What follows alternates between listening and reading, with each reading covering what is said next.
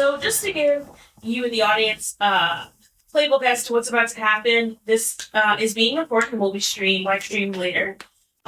We will be hearing from our writers and directors, their brains a bit, and then we'll pass it over to y'all to see if you have any questions for playwrights, writers, things that are on your mind as we help the writers and directors in their process. And don't be shy about asking questions. We're not going to put the camera on you. We're just going to record your voice. So don't feel like you can't ask a question because you don't want to be spotlighted. You want to be GL. That's okay. And also, no question is a stupid question. Yes, let's live in the energy of that. So these questions,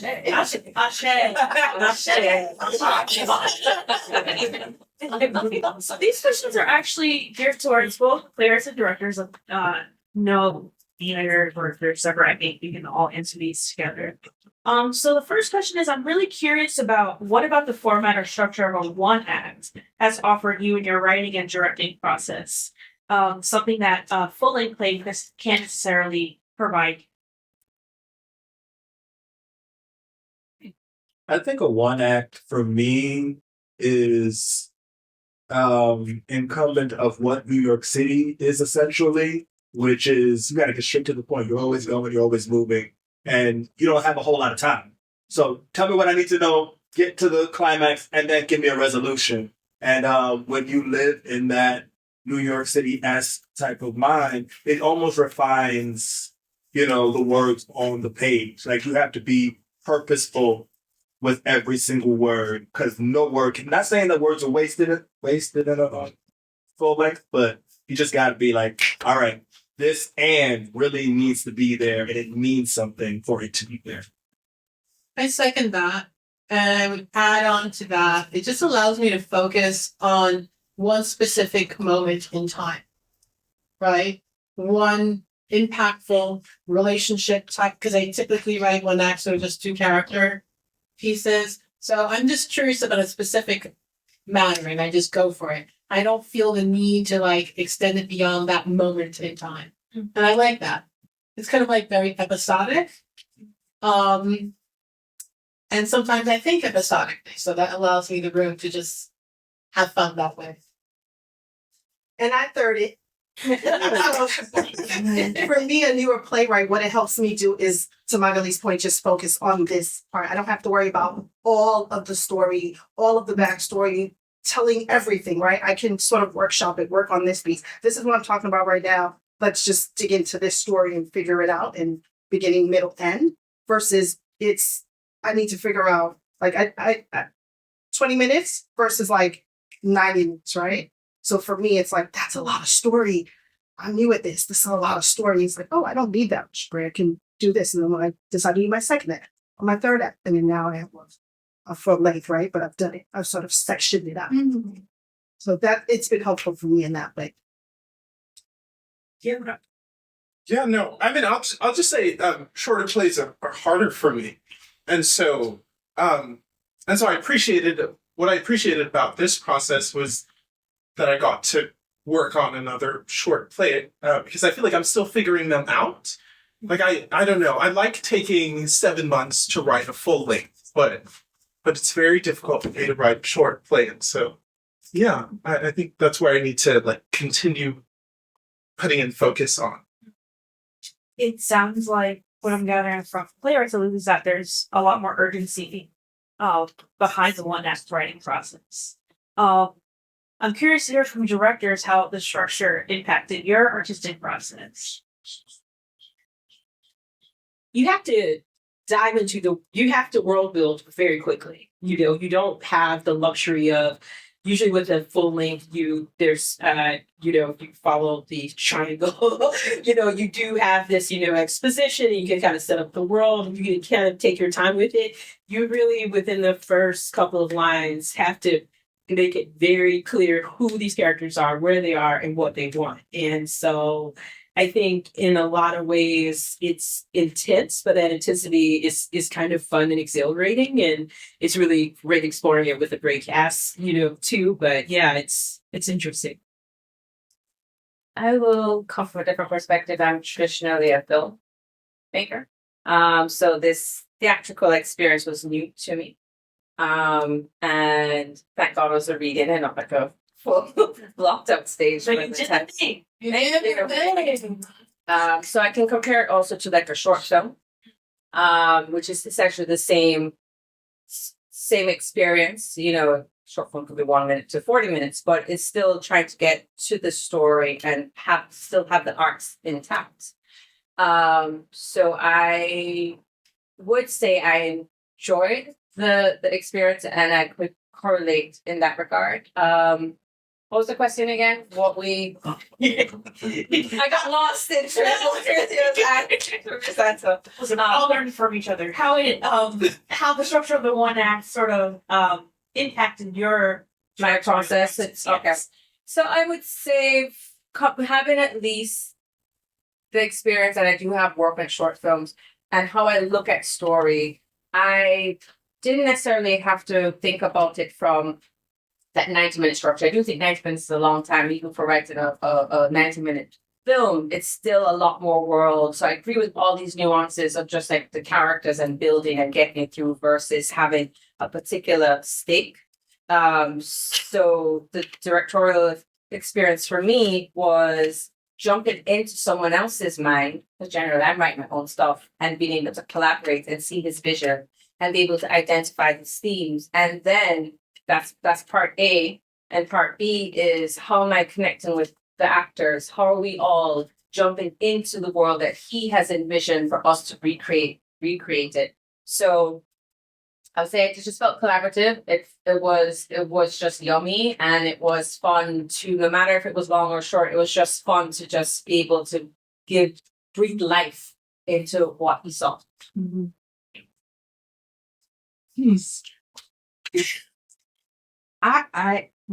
I would say the process is oddly enough for me. It's similar as a director, approaching it as a director. I guess I would say that first and foremost, I always defer to the writer, especially being that she is still building a work. She's still discovering the work. So I don't necessarily what I would call is I have impulses, instincts, and images and feeling. But it's only because of that initial contact with the information.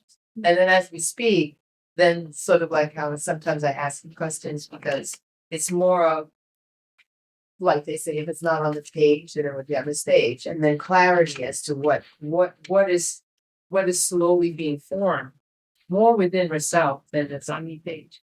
And then I kind of gather based off of that, then how she wanted to build this. Especially for new work. So that's how I generally approach it. Because then I know I'm very opinionated and I know that I can be like, this is not, my mind was blank. So I'd rather not do that first and kind of work with what really is the instinct. And some things, a lot of things that maybe are not being, that aren't spoken, but I'm feeling it from the text, but I'm not clear. So there's a lot that's how I'm approaching it.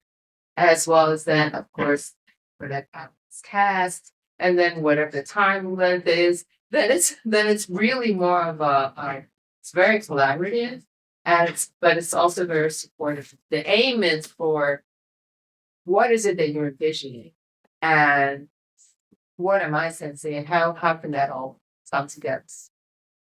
And then it's really just that's the first moment. It's just as well. And then she'll discover me from that. Yeah. And then we'll see. No, I appreciate all of y'all's wisdom, and I think it's important for, especially for a director, to share the process for new learners to show that there is a diversity of how one is getting their into process. It is still very much collaborative for this numerous process. So thank you for sharing that. Moving into just where you're at now as artists, we're curious about, is there something that's new that's coming up in your artistic practice recently? Maybe it's something that you discovered in working on this show. Maybe it's just something that you're playing with. It can be maybe an aesthetic addition, music, or a shift, or just a tangible part of your practice. It could also be how you're approaching the work. Is there something new that you've discovered recently? And this is for playwrights and directors. For me, most recently, or probably within the past year, it's been improv. It's been really useful in creating plays and working with actors and just telling them, just keep talking. And it's like, okay, I'm gonna keep that what you just said. But we found that in the process too. Like an actor would say something that wasn't on script. I say, can please give me the writing credit? Well, I have to say, I learned something from you, Petron, watching your process, because you also you're an actor as well, and you were reading for one of the parts during one of the readings, and you were like improvising lines. You were in the character, discovering things you wanted to write literally on your feet. And I think I learned, like, oh, being an actor as well, that's really cool. You can jump in and discover what needs to be said there, and you write it down. It's really awesome to watch. I think something new that I explored in this process, I typically cast someone who fits the character as I imagine it, right? And in this instance, I didn't. I thought, this is not how I imagined the character, but that's interesting. And so in the rehearsal process, I was trying to listen to the syntax of the actor and listen to the rhythm of the actor and changing the text to match this beat. Because you can do that in a workshop process, right? And so the character changed. Because rather than the actor being in service of the character I wrote, my character was in service of the actor. So that was really interesting, right? And that person's voice defined my character's voice. I was like, that is really weird, but let's go with it. And so that was fun. That was really fun. Yeah. Because typically I hear someone I know in the role. And so when I do that, I have to cast someone like the person I know. But I didn't know this person, really, and I realized that the character kind of was me. I was like, no, I don't want me to be in the play. So I was like, okay, let the character be you. It was very weird. Have fun. It was very fun. Then I say that also opens up. Sometimes you can have a tunnel vision or something, and sometimes that's more. And then there's what you call the airman for everyone. And that entity helps define something that you're saying on mass. So it's not quite a possible correct kind of energy. But What's that? Those don't know out there. What does that mean? Or breakfast and the yeah, Yeah. it's a playwright. the audience on YouTube is gonna be like, "What you talking about?" Yes, has done many plays that generally have what I would say archetypes that know that they are in a way that they are working from the super source. So they're not working as hi, I'm me, I'm working from my ego and what do I need and realism. They're like, I'm a person and I represent this. And they move through the space kind of like that. And yet it's a larger energy. And so this person, what I was saying was for especially yeah, she defined, instead of coming from one space, it was nice that she represented almost in every woman. And in every woman within her, at any moment, who felt that they didn't have power, something phenomenal can come from them. And that's what I discovered when I saw the actress TV. I was like, she's not a superhero. Right. She's not. Yeah, She's just a woman with magnificent power. phenomenal. Yeah. Yeah. Which can represent anything. Yeah.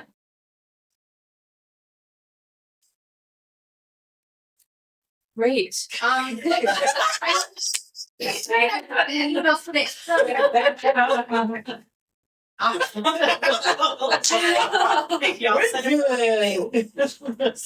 this is One Act Fest, and One Acts have always been a nice place that's like a leveling ground for writers and directors of all experience, seasoned and new. What advice would you give to those who are trying to enter the theater scene in regards to this? What do you mean? What advice would you offer in terms of entry points, especially with and particularly for One Act, but maybe not, but I know this can be a great entry point for people who are looking to start writing or maybe to start directing or performing. I would say allow yourself to treat every moment as a potential one act, or just have your notebook out and be ready to go. Right?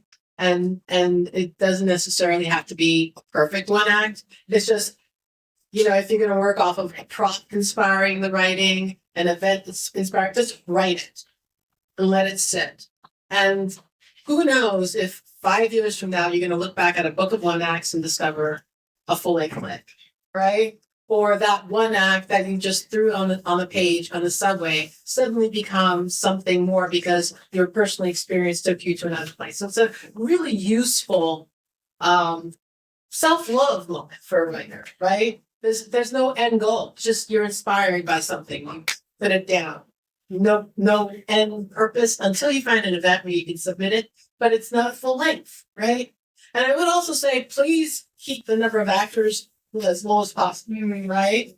Because when you make it a multiple cast piece, it's harder for companies to say yes to it because companies broke, right?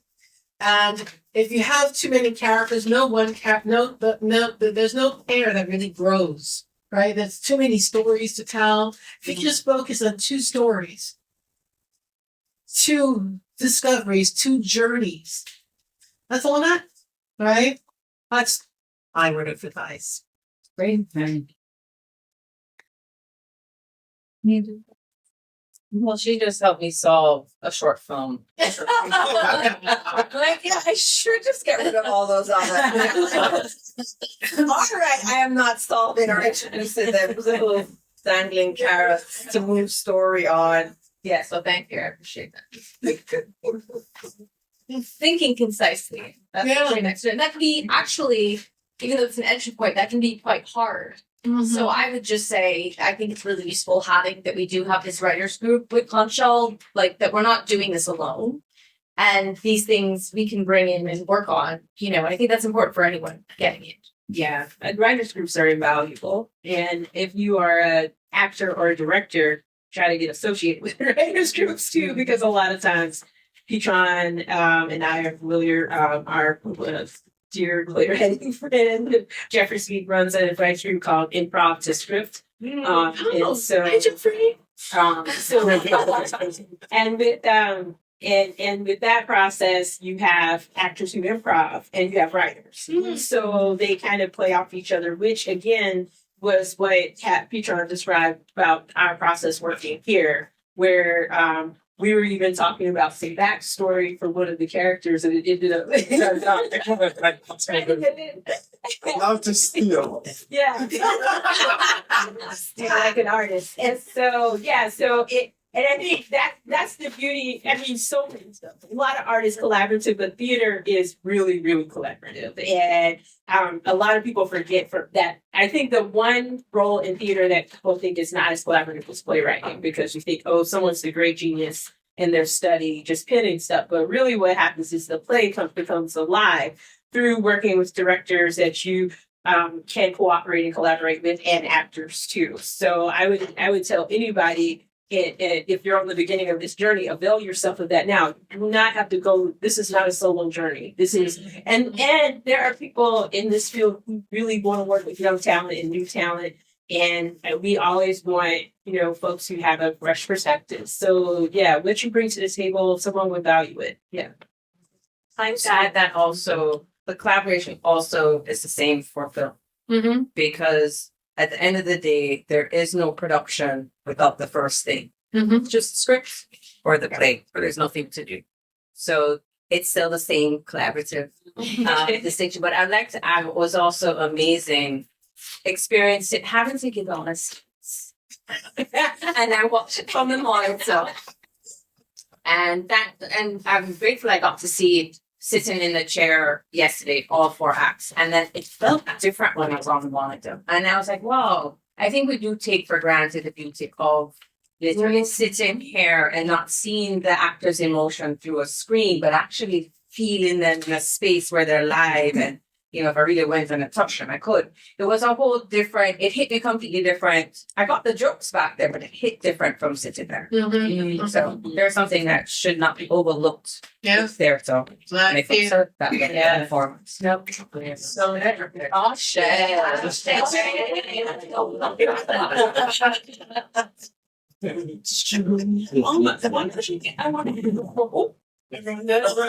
Before I pass it over to audiences, that I totally agree with what you're saying, Beth. In terms of starting a group, anyone can start it on their own. There's no need to wait for an organization or an institution. You know, gather friends who are artists who really want it and use that urgency, that desire to get into space and everyone pitch in $5 to book a room for 3 hours to hear a work out loud. And it's very, when you rely on community, it's very accessible. Yes. And so that's just something to remember. And it's something to remember, not only if you're a playwright, but if you're an actor. Sure. You know what I mean? Yeah. It's like, A scene together, let's let's do a scene together. Let's rent a room. Work together. Remember, it's like community is everything. You know? And we don't need someone's permission to realize your artistic goal. But if you're in community, it's the party. You know? We'd really like to know what's resonating with you from hearing these 4 plays.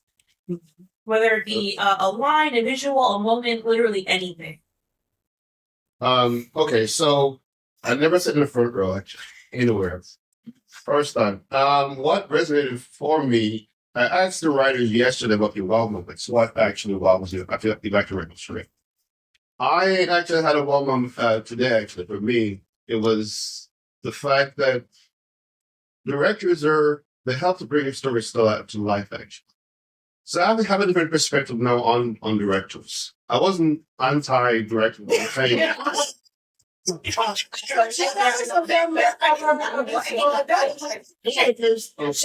is a member. I always used to have the opinion that sometimes they try to change the story. Yeah. Or change the meaning of the story. But I actually got a different energy. It was actually the best hour, 2 hours I've actually spent in a quite very long time, actually, because I actually felt great energy. And I realized, you know what, the directors had a lot to do with it in terms of the actors and the expressions and, you know, it's different things. My perspective is actually different now. View it more as a collaborative effort because you can write. We're right. It's all a script, right? But you actually put color to the script, bring it to life. So, good in that respect.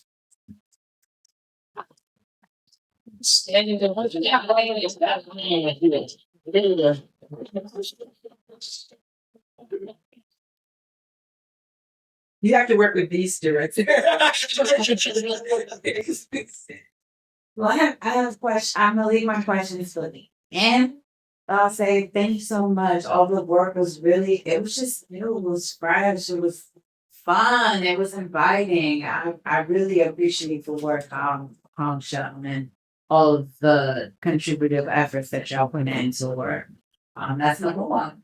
Number 2, okay, so I'll say I took away, I was just telling Petron that the conversation regarding August Wilson and being radical and revolutionary and what you throwing out, don't throw out the baby with the bathwater, like all the work that came before and everything like that. So damn, this is a conversation so many of us have, but to watch it play out on stage it was good. It's like you agreed, but then it was like, nah, that's kind of messed up. It was good. I took away, I don't know, the delicate balance, like what do you hold on to? What are the things that you want to hold on to? And it doesn't have to be in fight with something new that you want to create. It doesn't have to be a fight. It could be a both and instead of versus. That was one. Thank you, AnJu. Yes. Thank you so much. It was like a big ass therapy session. I feel like that was my best friend, that was my cousin. It was I took away I took away reinforcing that boundary. That's what I took away. Most important. That was helpful. And then I had some questions. I don't have questions for everybody, but I'll shoot the song suck all the air for this so far, but I already did. No, It's okay. I'll say Othello. Othello, what? All things stupid. I said, damn. I was like, I wanted to know. Well, you don't have to tell me what actually happened at the end, but I was like, man, that was so much to unpack. So it was a lot to unpack. Okay. And for that, I don't know, it was just I couldn't no more. I just wanted to really know more as to what the young man and did he understand his inheritance and his legacy? And or did that burden over him? I think that's what I was left with. I was like, it was good. But and you know what's crazy? Now that you say it, it came from film background, I'm not gonna lie to you, the way it first opened up, it definitely gave cinematic. I'm not gonna lie, no lies, right? My bad question, and then the last question is, Magaly, what was the yellow? What was the yellowness? I got a lot of it. I didn't know. I have some thoughts, but I'm gonna stop there. If you want to tell it, it's cool. If not, The yellow chakra, I believe in energy, right? And we have 7 major energy points in our body, and the power chakra is yellow, and it's the women reclaiming their power on Earth because we are disempowered, and but she didn't understand that she was manifesting the destruction of all men by willing for her power to be recognized. But that's what happens when you don't know your potentiality. We are magnificent beings. We pretend to be weak. And the moment was, that's the mother thing, Mama protecting baby. Ooh, left the car, right? And that is what the elements is. I love it. I love some good sci-fi now. Yeah. It's the future. Okay, here. Thank you. Thank you. Are there any other questions from the audience? Few minutes left, so I want to open up. Yeah, please. Well, firstly, I want to say that this was truly a pleasure. As a performing arts, I really enjoyed seeing all of you on stage. I kind of piggybacking on some questions. That was very fast. For Othello's, I thought it was really interesting. This concept of legacy and the burden that legacies can place upon someone, and the confusion that we have in legacy, especially when it's not related to us, but the expectation is. And so I'm curious as well, as the writer, what did legacy mean to you? And why, what did you want us as the audience to lead with at the end of the story? That's my question. As the audience, what was your hope for us to lead with at the end of the story? And then I went to the lore play. there's more. That's fine. I love how you place this in the world of it. I found myself with the exercise. I was like, no, I need this. It's therapy. And so I love how you did that, like breaking all those walls. That was therapeutic. I just sat in there. That was sweet. That was sweet. And then my question for Petron's play is also, what is the takeaway you want us to have from your play? I'm just curious, as an audience member, what was the takeaway that you would have liked us to have? Let me start with Othello. We'll go number. Yeah. Legacy and what it means to me.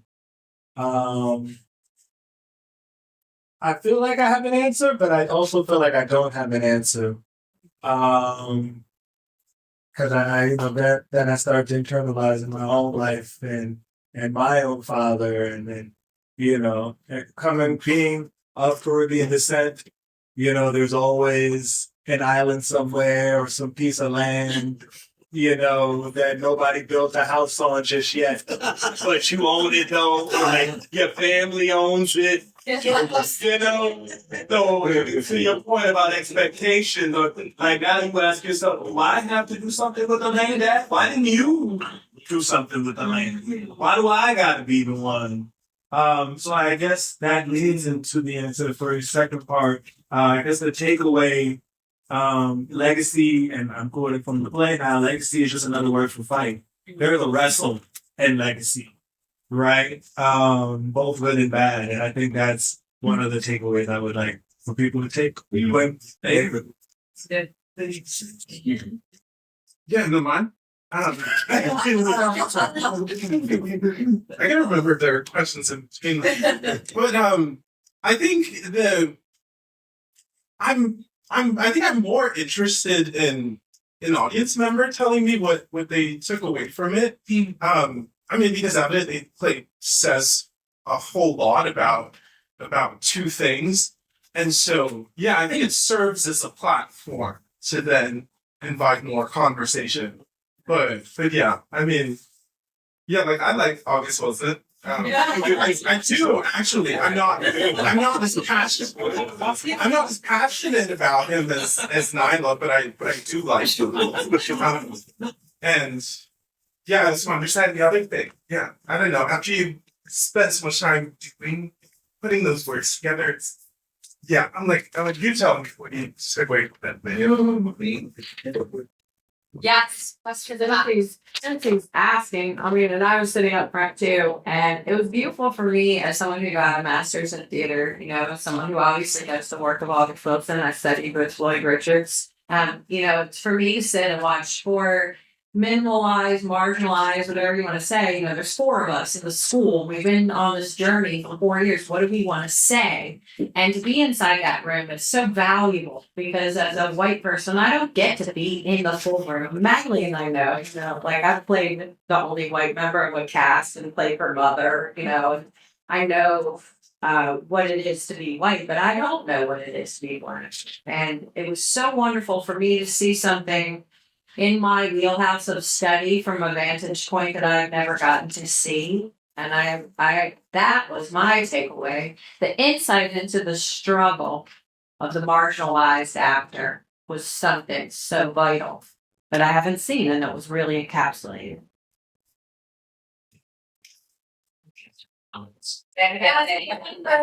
Yeah, just very quickly, and just to add to that, my takeaway is I hope that we don't find the right answer, because I think what we saw here is exactly what I see in the classroom in the baseball. Yes. And I think the more you play it, leaving us the questions, that's the richer it is. Like I just found myself echoing the fox in my head, which was like, it's not only black playwright, but God, this is good. He's so fucking good. But we need more. And for each of the plays, what I got was this grappling with past, future, and present, past, present, and future, and we are haunted by the ghosts of our heritage, ethnicity, and in each one I saw that this kind of grappling with the past and what we do with it now in order to go forward, and that was always really beautiful. And I just wish for you all a lot of money. Yes. Everything.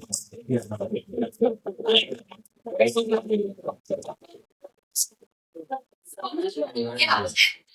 just want to just, well, Yes. Obviously, what I tried to say why I come from Tuesday, my wife, and something speaks to me. All of the plays were really great. Appreciate you guys putting all the effort in to make this happen. Congratulations, babe. Thank you, honey. I will say though, Othello, your piece. Why does he always do that?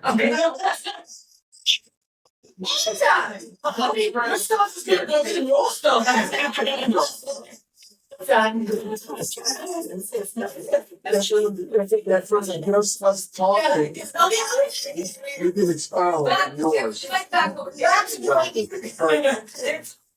I'm trying to make sure he knows what guys. what's left. In fact, I thought you told him some stuff about me that day. Because he had worked in the stand on some land that nobody built on. My father passed, 2015, and I can tell you that before he passed, he left me some things. I won't say what it is, but it was land and it's significantly important and valuable.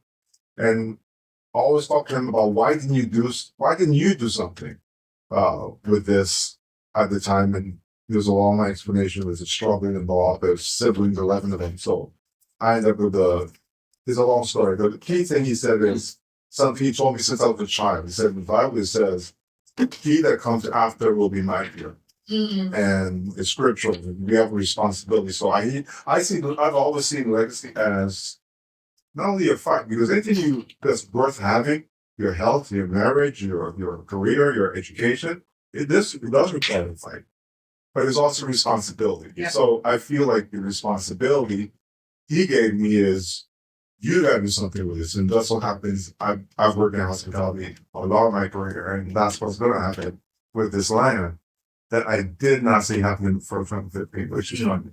And it didn't happen yet, but I literally had a dream where I was at the bottom of the cliff and he was falling and I caught him. And he looked at me and said, yeah, you're gonna handle me fine. You're gonna take good care of my thing. I haven't really told my wife and my daughter this, and my mother.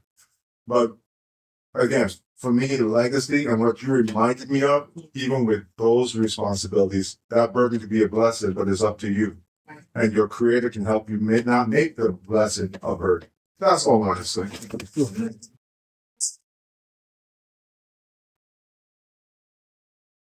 We've been talking about this work for a long time, and we hope that you do after this, but we're going to close this section now. And I just want to thank again the amazing playwrights, the amazing directors, the amazing actors, as well as